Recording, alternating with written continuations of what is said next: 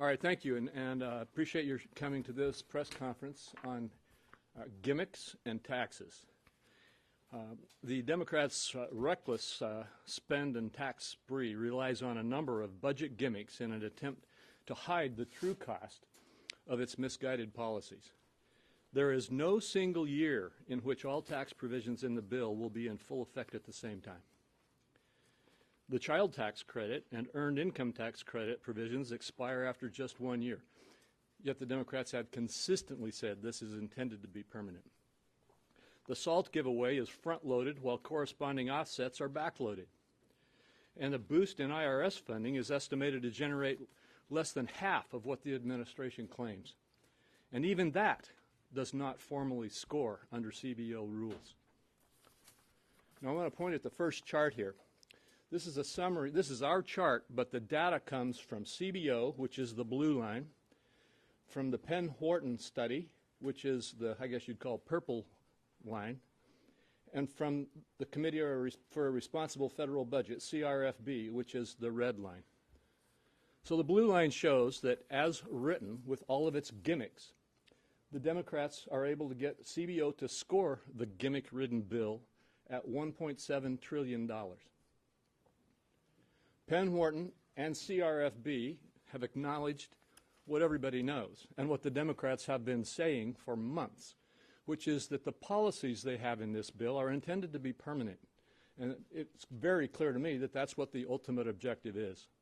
And if you analyze the bill based on the intentions of the bill and run it out to a full 5 year or 10 years, Penn-Wharton, as is shown in the purple, comes out at a total cost for the bill at $4.6 trillion, and the CRFB comes out at $4.9 trillion. They are several $100 billion apart, but both clearly show that the full cost of the bill, the true cost of the bill without gimmicks, is above $4.5 trillion and approaching $5 trillion. They also talk about deficits, all three of these entities. CBO, scoring the gimmicky bill language, says there's still a deficit. Remember the claim that there's zero cost here? Even if you take the bill with its gimmicks, it's got $400 billion of deficit, according to CBO. And if you don't take the gimmicks, it's got $2.7 trillion of deficit under the Penn-Wharton study and $2.8 trillion of deficit under the CRFB study. Now, these charts tell it all. But let's go on just a little bit. We have all seen that these proposals that are included here are driving, along with the previous policies and enactments that the Congress has seen happen in the last 2 years, a significant impact. They do nothing to address rising consumer prices and supply chain issues, but the taxes that are in these proposals, the revenue that is included in these proposals, includes more than $800 billion of tax increases on American companies with supply chain issues and worker shortages. And study after study shows that these so-called corporate taxes fall mostly on labor and capital. That's on workers, jobs, salaries, and benefits, and on investors, retirees, and pensioners.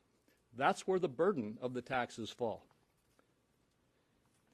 The Democrats' book minimum tax would overwhelmingly hit American manufacturers, workers, and pensions.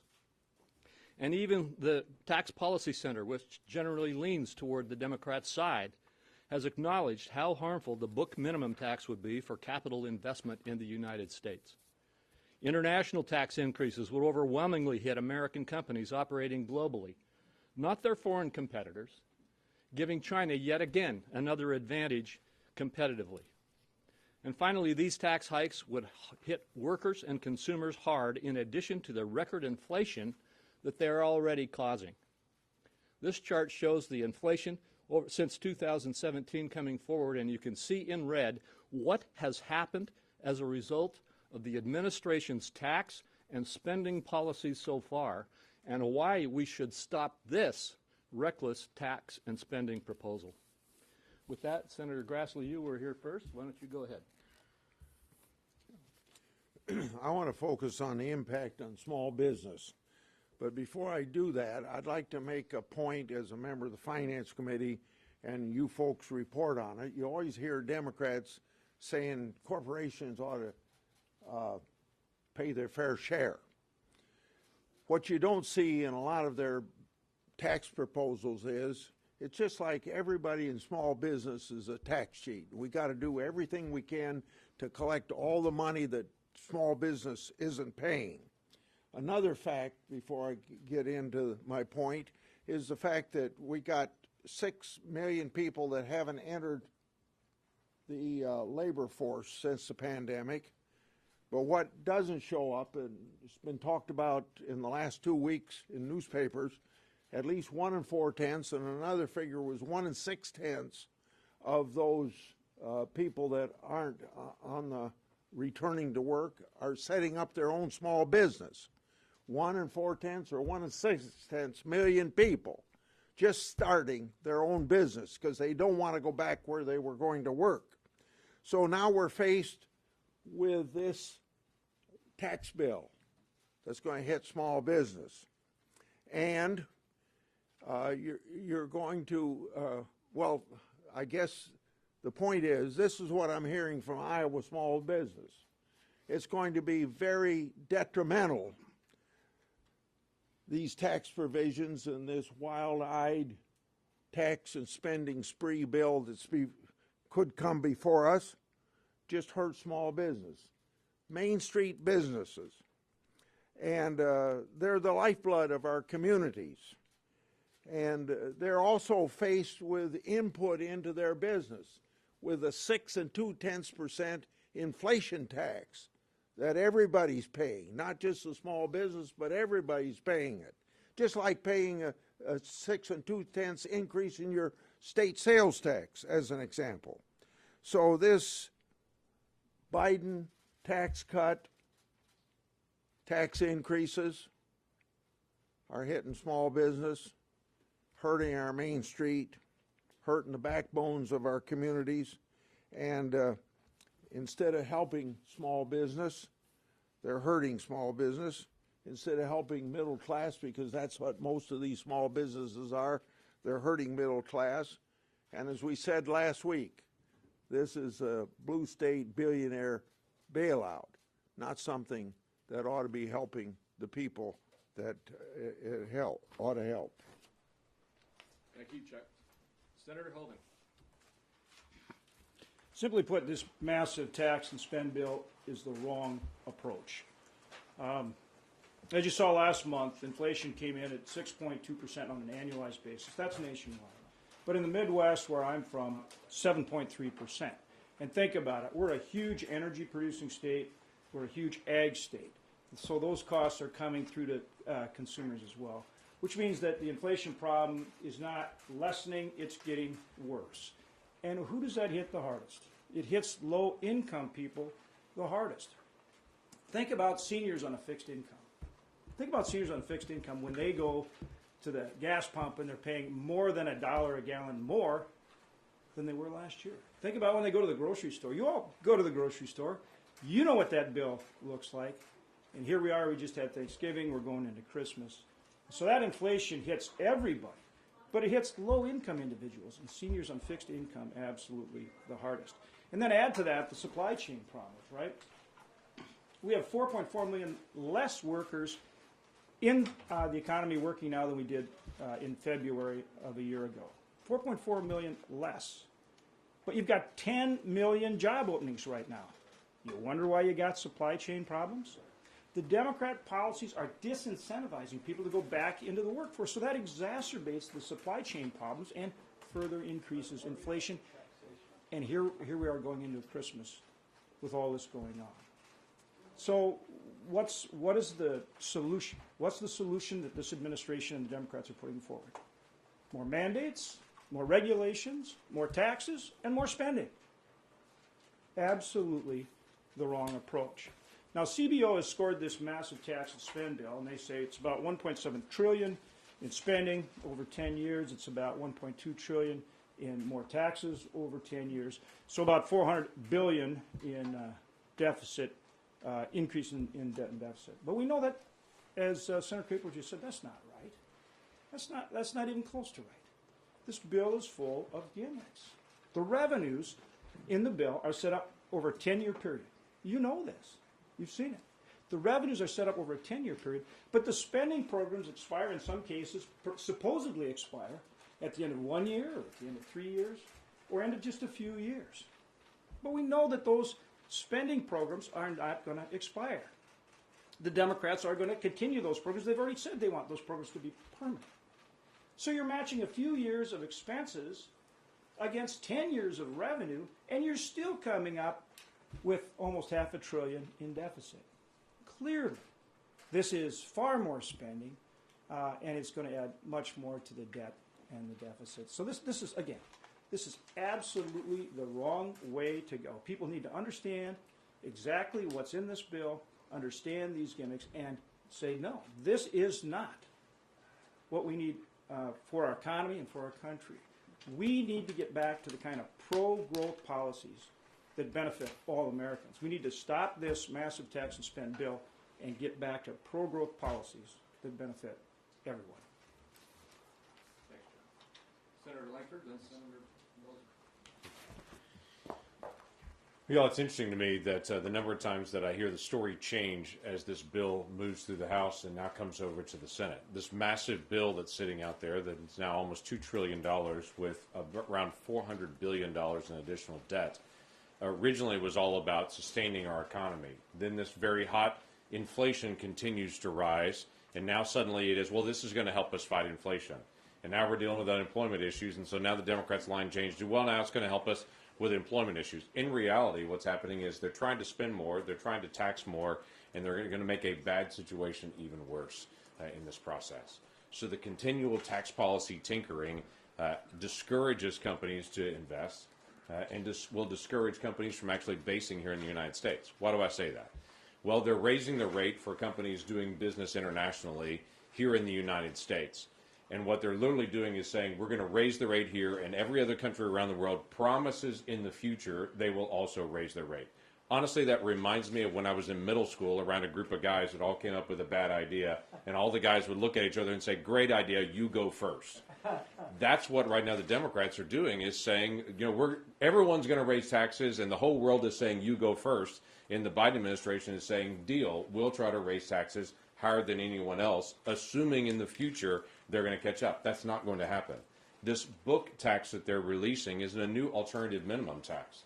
The alternative minimum tax has been a problem for years and years and years. The book tax has been tried in the past and has been set aside. This doesn't help, and it actually discourages investment in the future. To have companies have two different systems of how they're actually tracking their tax liability, and without question, it will hurt manufacturing businesses the most, who have the opportunity to be able to write off new equipment, and new expansion will then lose that ability, which means less purchasing of new equipment, less purchasing of new facilities, and less expansion and less jobs. That's exactly the wrong direction for us to be able to go in this tax policy.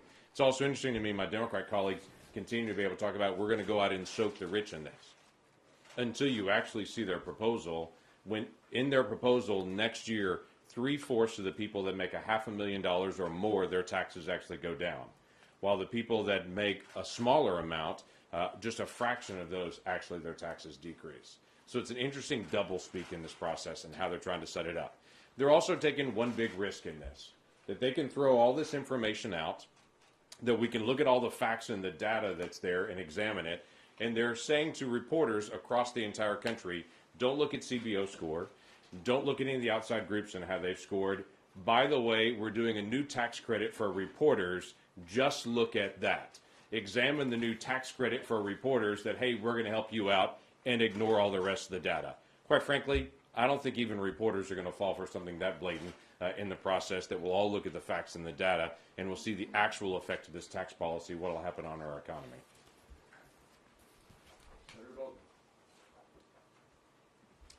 Thank you, Senator Crapo. Thank you for getting us together to talk about this massive reckless spending bill that really has two problems. It's bad policy with bad pay fors. As I travel around Arkansas and really throughout the country, I hear about inflation. inflation in gasoline, food prices. I hear about the labor market, how difficult it is. I hear about open borders. I hear about the supply chain. Instead of addressing the problems that Americans are so concerned about, Democrats are doubling down with bad ideas and then forcing Americans to pay for those bad ideas. Inflation, labor, supply chain, open borders, all of these things are so very important to the American people, and yet nothing is being done about them. This is what working families in America are concerned about. Now, fortunately, we've been able to beat back some of the crazier things that have been brought out, the stepped-up basis, making it such that you would dramatically increase inheritance taxes. Because of the pushback of the farm community, this would have been devastating to our family farms of small, medium size, also our small businesses, small, medium size. We were able to push that off the table. Sadly, there's a bunch of stuff that's still left. And I think early on, one of the crazy things they wanted to do was to make it such where you had the vehicle miles traveled, where they put a device in your car, and it told where you went and the miles that were traveled, and then you got a bill every month. The American people said, no, we're not going to do that. The latest thing that's very much like that is this deal with your banking account. Right now, after you reach a threshold of $10,000 worth of activity, the average American family is $61,000, I believe. Then at that point, your information starts going to the IRS. It's equivalent to vehicle miles traveled in your checking account. So these are things that we're working very hard to defeat, and we're going to continue. We've made great progress, and I very much appreciate the leadership of Senator Crapo. He and his committee have done an outstanding job, and we're going to continue to press forward and try and make it such that the American public realizes that these things are totally out of step with their concerns and all about radical policies that the administration would very much like to get done, but the American families are going to be the ones that pay the bill. Thank you. Thank you, John. And we'll throw it open for questions. We got a second vote either started or going on pretty soon, so we'll try to move as fast as we can. I appreciate you guys hanging in for this. And let's go right here, and then we'll go here, and then we'll look at it. A couple of questions. One, what does the true cost of the tax spending bill mean from a technical standpoint? As long as the Democratic majority can show that they are budget compliant, even if you use what you call gimmicks to do that, that's all they need to do to get it on the floor, correct? They only need to show that they haven't upset the CBO and they met the budget, the Byrd rules to get it moving. And my second question, I can follow up. All right. Well, first of all, you're right. The reason that the Democrats put these gimmicks in here was so that they could get the CBO score that would allow them to move forward. They were hoping that this number right here, the $400 billion cost, was going to be a zero because they were trying to get all sorts of scoring out of their IRS gimmick and several of the other gimmicks. They failed in that. But they can still move forward with the reconciliation bill.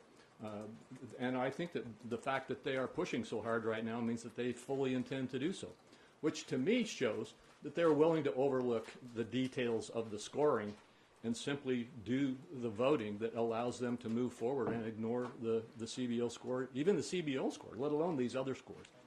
And just to follow up, do you expect the majority leader to put this on the floor, despite Senator Manchin's uncertainty on his intentions if the bill is called up? He says, I don't know how I'm going to vote on this until I get to the floor. Yeah, I don't know that I could tell you what I expect Senator Schumer to do because it's so unclear. But I can tell you that as of right now, we are doing everything we can to evaluate the language we have, which is the House language. We don't have whatever may be getting negotiated, if anything is successfully being negotiated right now. And so, again, the whole process depends on us knowing whether there is a change in the Senate and what that change is, which so far we don't know. So I don't know whether Senator Schumer is going to provide those changes up front or try to cram them in at the end. I just don't know what to predict. Can I say one thing to that? Sure, go ahead. So I think the other thing to this is the idea that we're talking about the biggest spending bill in history, and no Republican has had any input. No Republican at this very late date, and you correct me if I'm wrong, you're in the middle of this. That's right. I'm in the middle of it with agriculture. $85 billion is going to be spent. I don't have a clue. I haven't been consulted at all, nor have any of the stakeholders.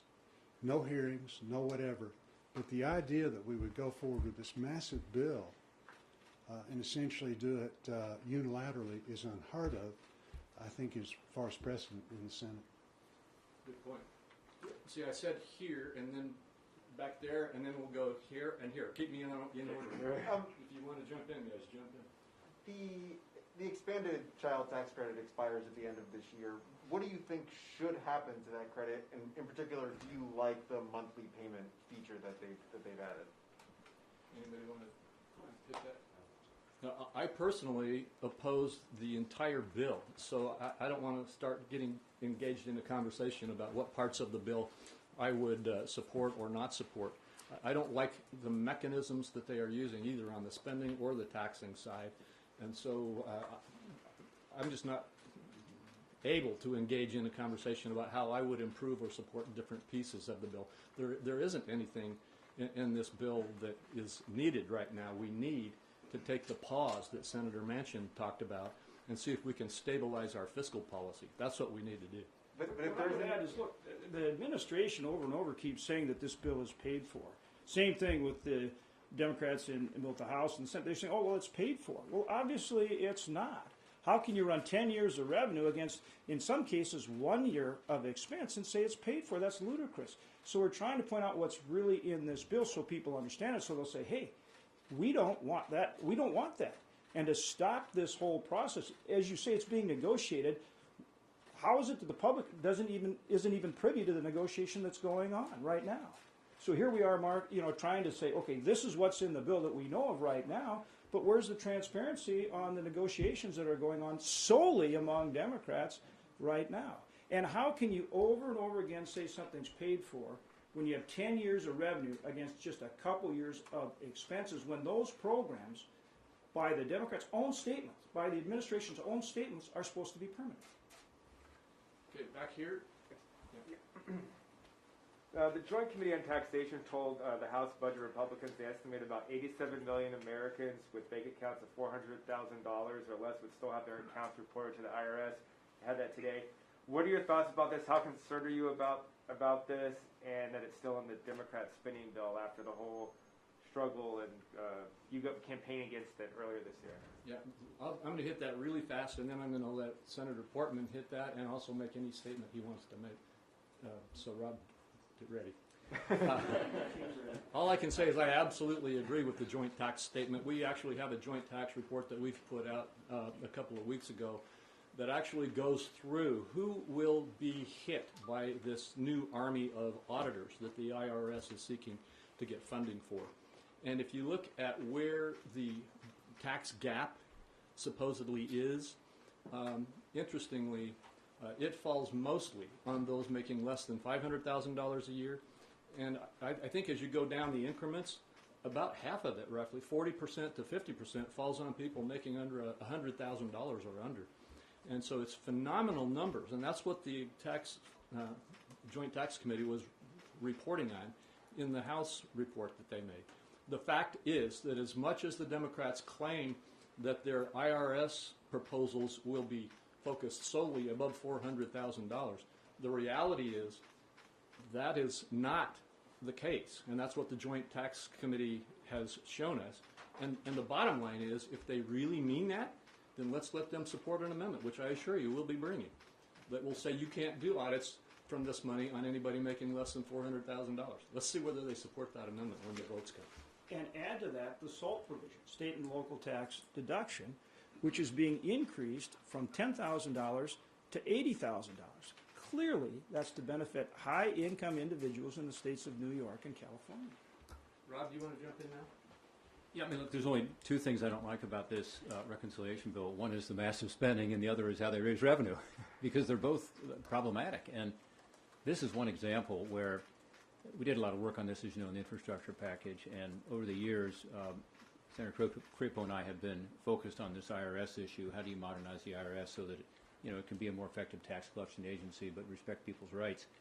The numbers they're coming up with are totally out of line with what we found in our analysis, but also what Congressional Budget Office is telling them. So it's another example where, unless they're doing as the Joint Tax Committee says they are, which is going into people's bank accounts who are relatively lower income and creating incredible intrusion into people's lives, they're not going to raise the revenue that they're claiming that they're raising. So it creates a gap on the revenue side.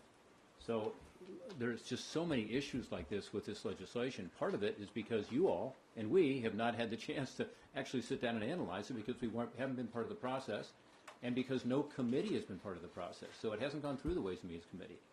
It hasn't gone through the Finance Committee. So it's a good example. Let me give you a couple others.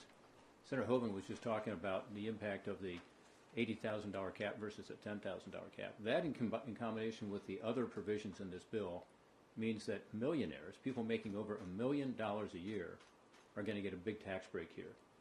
Over 68%, almost 70% of millionaires are going to get a significant tax cut under this legislation. Those between $500,000 and $1 million, 90% of them are going to get a significant tax cut under this legislation. However, if you're making $30,000 a year, only 30% will get a tax cut, and only in the first year. In the second year, it goes to 12%, third year to 10%, and down into single digits. So think about that discrepancy. The people who are going to benefit from this on the revenue side are the wealthiest Americans, and those who will be hurt are middle-income Americans and lower-income Americans. So whether it's the spending side or the tax side, there's a lot of issues in here as we flesh them out and look at them are very troubling. Let me give you another one that's very concerning to me. There's a 25% minimum tax on the domestic side for companies. It's called a book tax. So they're looking at, instead of the way income tax is calculated by the IRS, they're looking at what your book tax is based on your financial statements. Now, sounds innocent enough, right?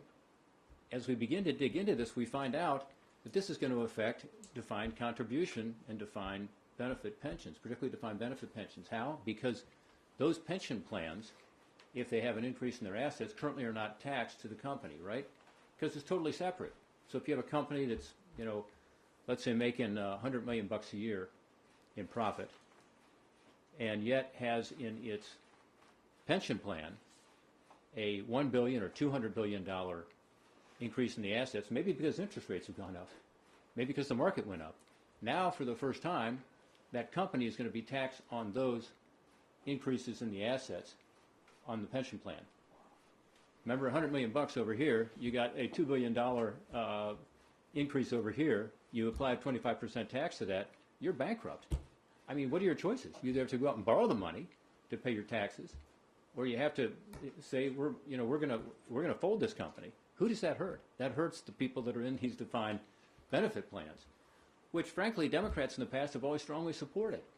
A lot of them are union plans, as you know. And we're encouraging, some of our friends in the union community to take a look at this. This is the impact of this so-called minimum tax. Again, it sounds innocent enough, but it really hurts people. Second example might be bonus depreciation. If you're a small business, you've really taken advantage of this, but so have a lot of larger businesses who will be caught up in this book tax. So if you make an investment in expanding your plant or equipment, you can take an immediate write-off. That was in the 2017 bill. It's been very popular. Why? Because it's helped the economy and helped create jobs and economic activity. Under this new tax, this new minimum tax, it takes away that benefit for many companies to be able to get that immediate write-off under the bonus depreciation. I don't think anybody wants to do that. I think a lot of these are almost inadvertent. I can't imagine they would want to. But these are some examples, and you dig into this, whether it's the IRS provision you mentioned with regard to people's privacy and the burdens on individual taxpayers, or whether it's some of the ways these tax increases are going to hurt businesses and ultimately workers. By the way, the Joint Committee on Taxation and CBO and other analysis has said that when you increase taxes on companies, who takes a hit?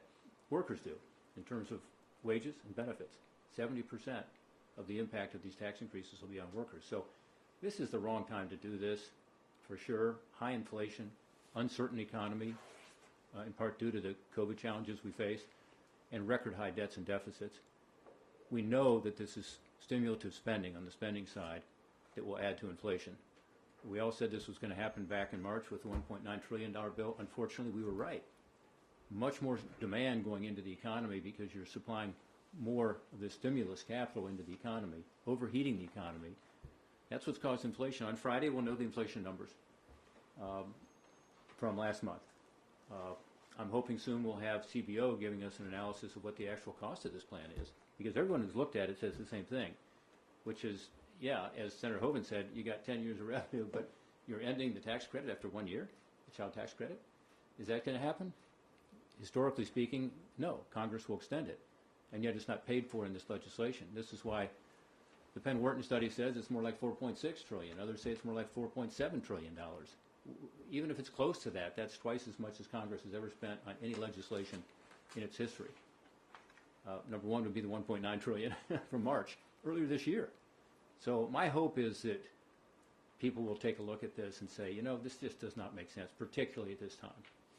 And make the decision to stop the stimulus spending, try to get inflation under control, stop the record debts and deficits, and bring more economic certainty to our country.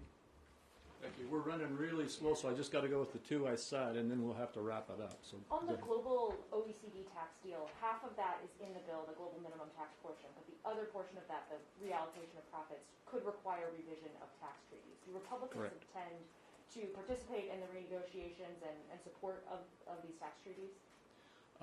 We have been pushing extremely hard on the administration, particularly Secretary Yellen at Treasury, to get them to commit to the fact that they will bring this before Congress and will engage with us, as they should, on treaties. So far, they have not only have they not agreed to do that, but they have said that there are other ways to accomplish this objective without doing a treaty. We have a huge disagreement with them on that. You can't basically redo all of our tax treaties in another big treaty agreement and not deal with it as a treaty where the Constitution requires that collaboration that you just asked about. We are ready and engaged and willing to engage on that because we think that this has fallacies and problems just as most of their other proposals do. But at this point, we have not been able to get the agreement of the administration to let us deal with this as a treaty. You touched on the massive spending and the inflation that we're going to be seeing. I wanted to just take a different angle, if we can, about Biden's vaccine mandates and how it's going to hurt small businesses. Can you touch on that and the importance of Senator Braun's bill passing as well? Well, I'd love to have anybody here who wants to jump in and do so. Otherwise, Well, those decisions need to be made by people, you know, with their healthcare providers, and we've got to find ways to get people back in the workforce. And that's one of the points we're making today with this inflation, with these disruptions to the supply chain. You're seeing people not being incentivized back into the market, but actually leaving the labor market. So we've got to find ways, you know, again, to get people back to work. That's what's going to address the supply chain, get this economy going. And again, it goes back to this idea, and I think we're going to have a press conference on this tomorrow, actually, so you'll be hearing more about it. But furthermore, this is a big-time overreach. There is no way that it's constitutional for the administration to try to go out and tell businesses that they have to enforce a vaccine mandate on their workers. I would just share that. The idea that an unelected bureaucracy, very small agency, can put forward this type of mandate in the form of OSHA, that sets all kinds of terrible precedent for the future.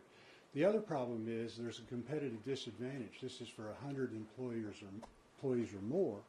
What if you've got 90 employees and you're competing against somebody who's got 110? So there's, you know, the unfunded mandates that are going to be on that.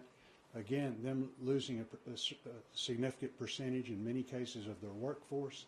So there's all kinds of reasons to oppose this, even though I personally feel like we need to be vaccinated. That's a good thing. But it doesn't need to be by government decree from OSHA.